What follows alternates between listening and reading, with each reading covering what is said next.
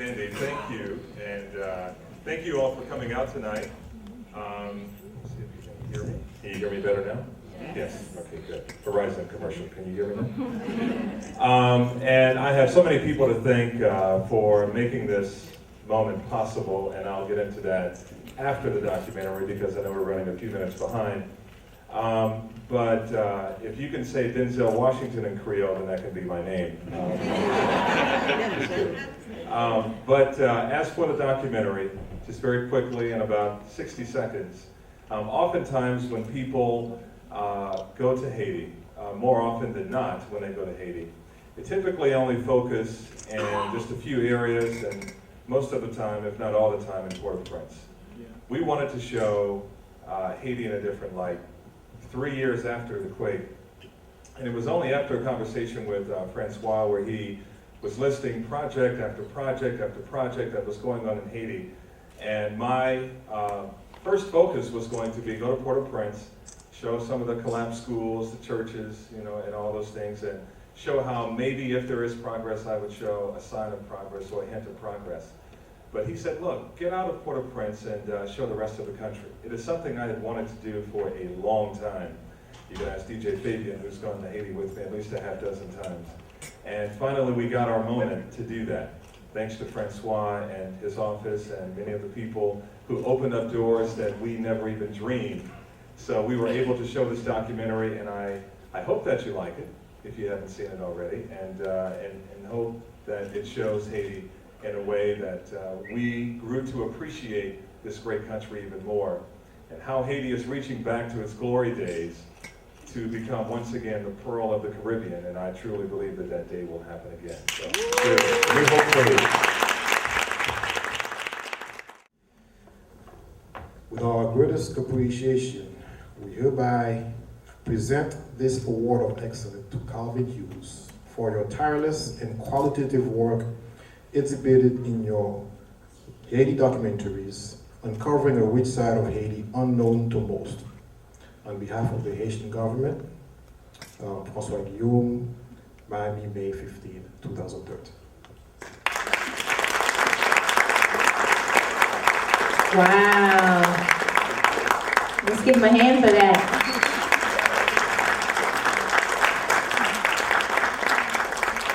And of course, on behalf of the city of Miami, Calvin, we do want to at least give you a special token, a certificate of merit, just for your outstanding work on Haiti 3 years later. We wanted to make sure we acknowledged it. As council has said, you have actually shined a wonderful light on Haiti, but you've always done that.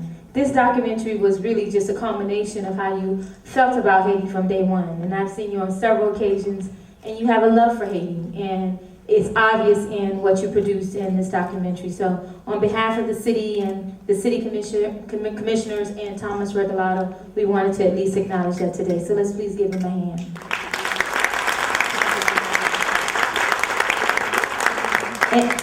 And Calvin didn't get a chance to at least say something about the documentary because he kind of rushed through it to actually get the documentary going. So I would like you to take a few seconds to kind of talk about it and maybe open up for questions as anybody has it.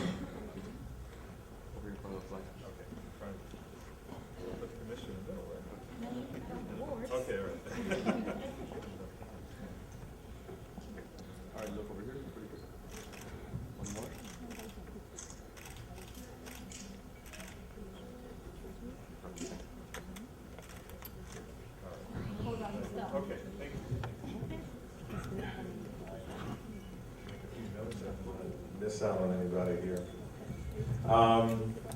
First, I'd like to say thank you to Commissioner Spence Jones and to her staff.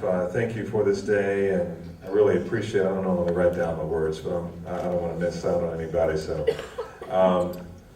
So thank you. Your staff is very professional, by the way, and they did an awesome job in contacting me and making sure that I knew about this. So thank you, Commissioner. Always very professional. Yes, give them a day off extra. We'll some extra in the paycheck.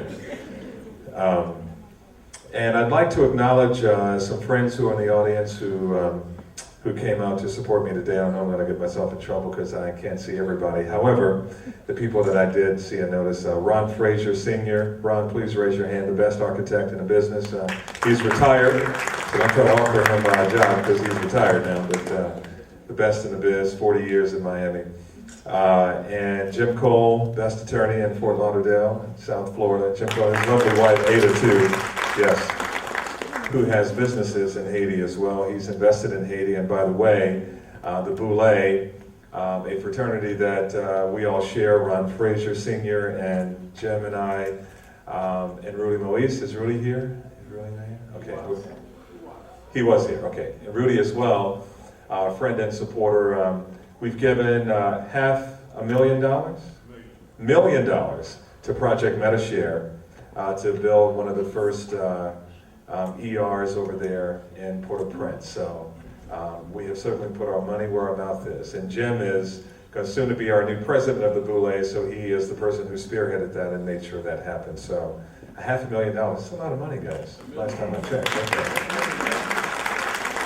DJ Fabian, I'd like to say hello to him. Where are you, DJ? DJ is an awesome, awesome guy. He went with me to cover the earthquake, and DJ is, for someone, he himself, I hope you don't mind me saying this, for someone to have lost part of his left leg in a motorcycle accident years ago, was more active over in Haiti than I was when the earthquake happened.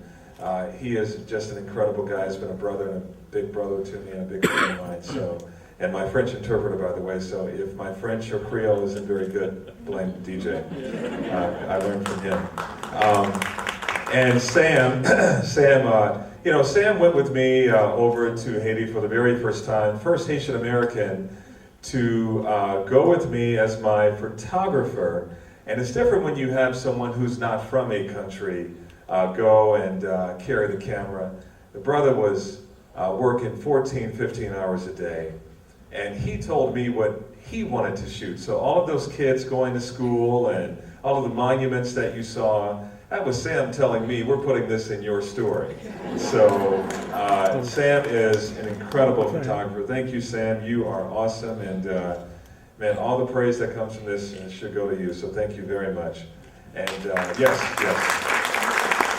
I know I'm running out of time, so I'm going to try to speak to you. Francois, thank you. You are wonderful.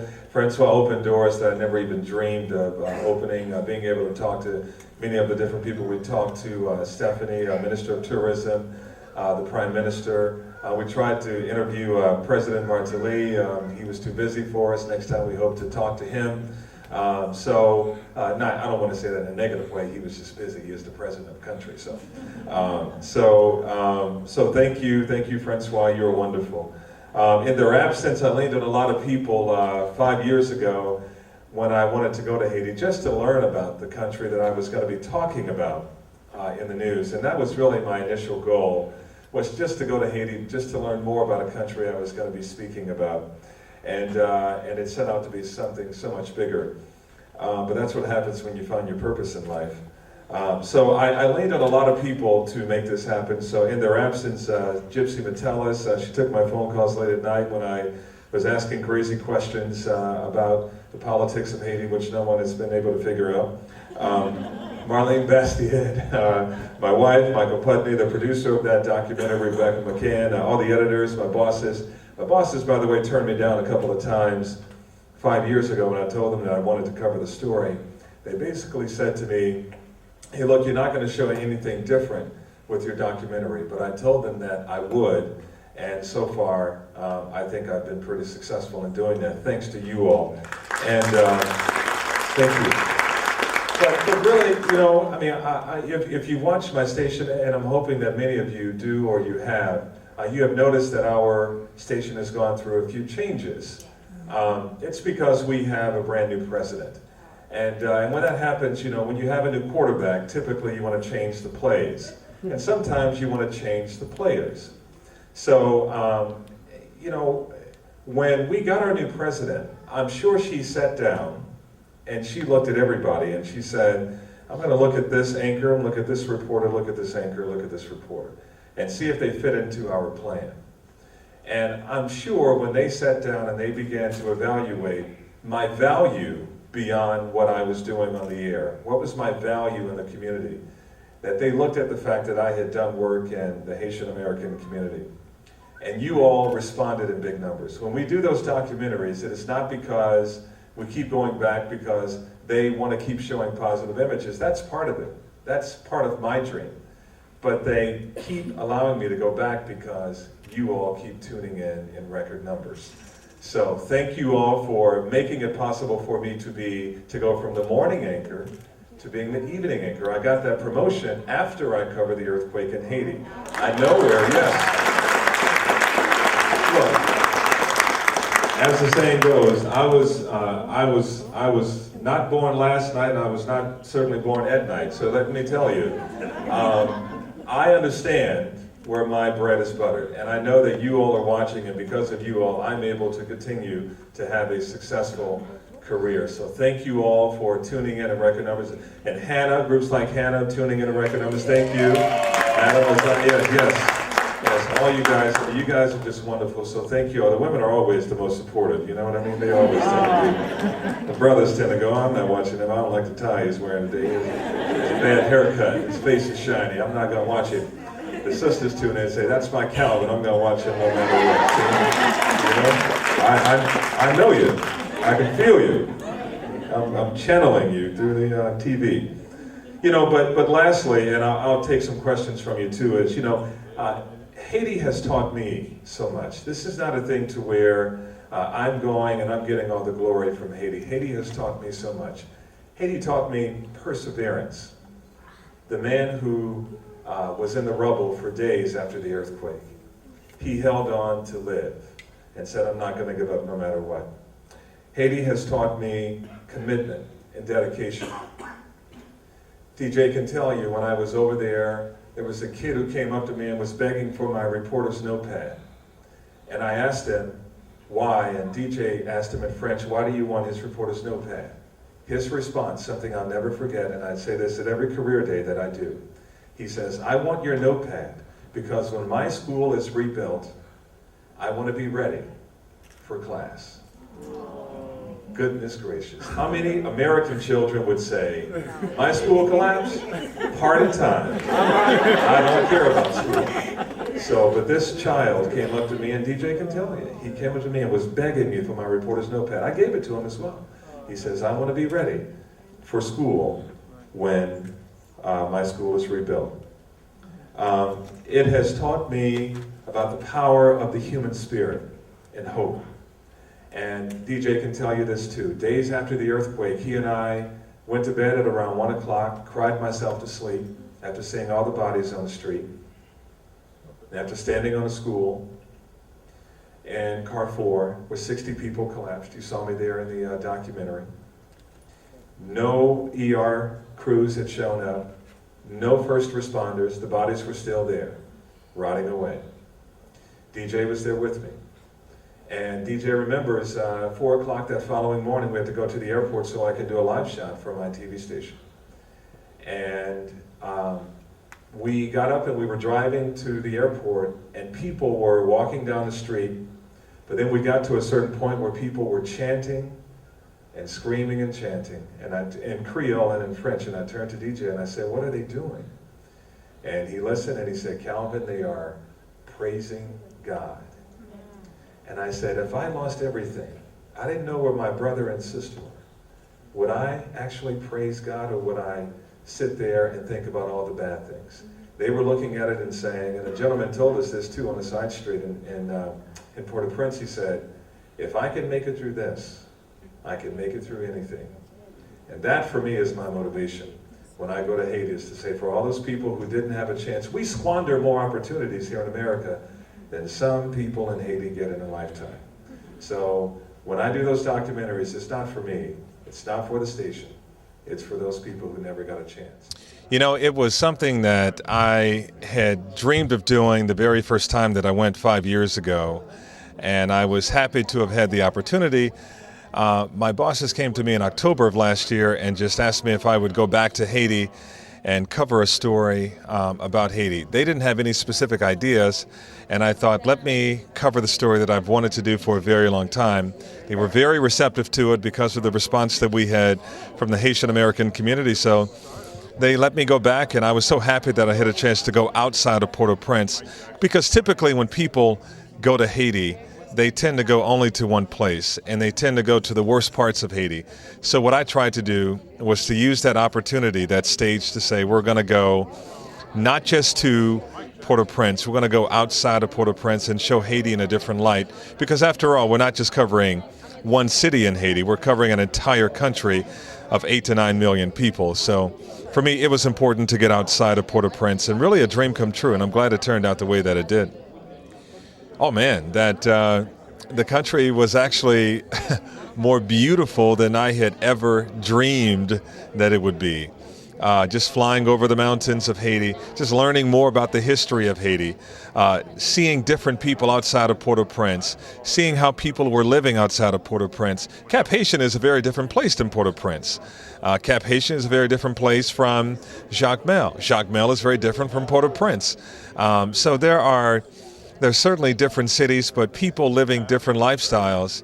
And that's the one thing that you don't hear about Haiti, is that, the general feeling is that everyone is living in a very poor way, and that's not true.